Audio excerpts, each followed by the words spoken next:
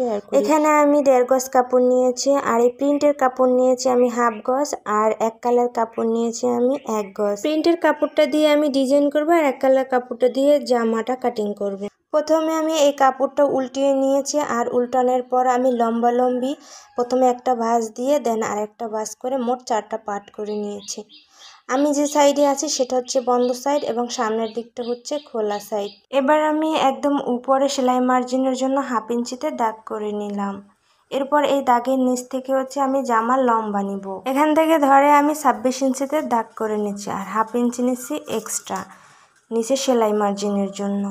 তো 26.5 ইঞ্চিতে দাগ করে নিচ্ছি মোটমাট। তবে তোমরা যতটুকু পরিমাণ লম্বা রাখতে চাও এখান থেকে লম্বা নিতে পারবা, আর যদি ছোট করতে চাও তাহলে এই মাপ থেকে কমিয়ে মাপ নিয়ে তারপর এবার আমি গলার মাপটা নিচ্ছি। সামনের গলার লম্বা নিয়েছি 3.5 ইঞ্চি এবং পিছনের গলার লম্বা নিয়েছি 1.5 ইঞ্চি। এরপর এই গলার চওড়া দিচ্ছি আমি 2 ইঞ্চি 2 সুতা। তারপর এইভাবে দাগ করে জয়েন করে নিচ্ছি। যেহেতু ছোট বাচ্চা আমি গলায় কোনো ডিজাইন করিনি, তো তার জন্য আমি গোল গলা করব, আর এই গোল গলা করার জন্য এইভাবে রাউন্ড শেপ করে নিলাম। এইবার আমি মোট পুট রাখছি 4 ইঞ্চি। এখান থেকে ধরে এইভাবে আমি 4 ইঞ্চিতে দাগ করে নিলাম। এবার এখান থেকে লম্বালম্বি আমি আর্মহোলের মাপ নিলাম, মানে বগলের মাপ নিচ্ছে 6 ইঞ্চি।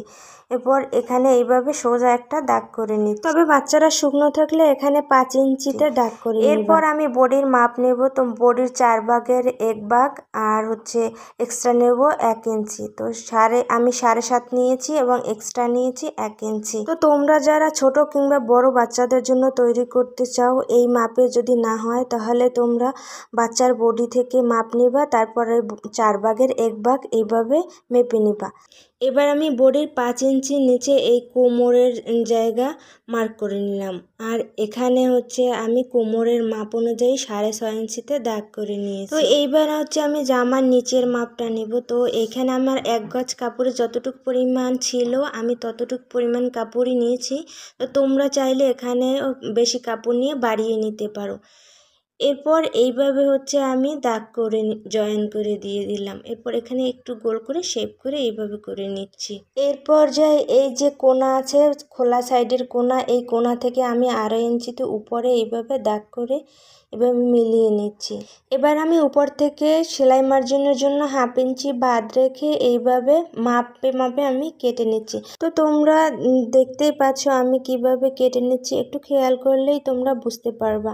তো এই পর্যায়ে আমার এখান থেকে কাটিং শেষ। এবার আমি গলা কাটবো। তো তার জন্য হচ্ছে ভিতরের অংশটা আমি বের করে সামনের গলাটা প্রথমে কেটে নিলাম। এখানে আমি কিছু টিকিন দিয়ে দিলাম সেলাই কাজের সুবিধার জন্য। এরপর আমি প্রিন্টের কাপড়টা নিয়ে একটা ভাঁজ করে নিয়েছি। এরপর আমি যে জামাটা কাটিং করেছি ওই জামার কাপড়টা একদম এইভাবে বসিয়ে দেবো এই প্রিন্টের কাপড়ের উপর। এইবার আমি জামার কাপড়টা এইভাবে বসিয়ে আমি এই মাপ অনুযায়ী প্রিন্টের কাপড়টা কেটে নিচ্ছি। এইবার প্রিন্টের কাপড়ের যে বন্ধ সাইডটা আছে এই বন্ধ সাইড থেকে আমি এইভাবে 2 ইঞ্চিতে দাগ করে নিচ্ছি। এইভাবে আমি মেপে সোজা দাগ করে নিব। তারপর এই সোজা দাগ অনুযায়ী আমি এখান থেকে কেটে নিচ্ছি। হ্যাঁ, তোমরা যারা সেলাই কাজে নতুন তো তারা এই ভিডিওটা একটু স্কিপ করবে না, ফুল দেখবা, তাহলে তোমরা যে কোনো জামায় ডিজাইন করতে পারবা।